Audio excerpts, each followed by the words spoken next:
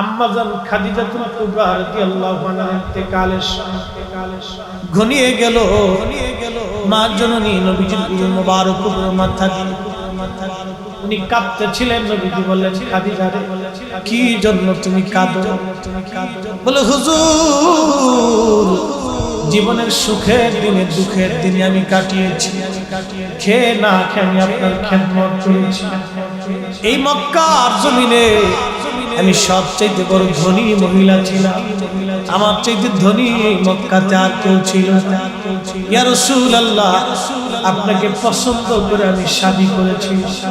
40 বছরের একজন নারী 25 বছরের একজন যুবককে বিয়ে করেছিল।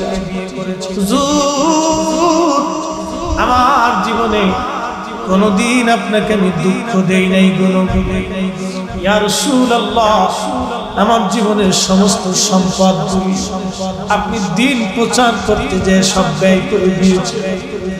কোটি কোটি টাকার মালিক ছিলাম আমি, নিঃসম্ব গরিব হয়ে গিয়েছি। মক্কার সবচেয়ে দামি খাবার আমি খাইছি,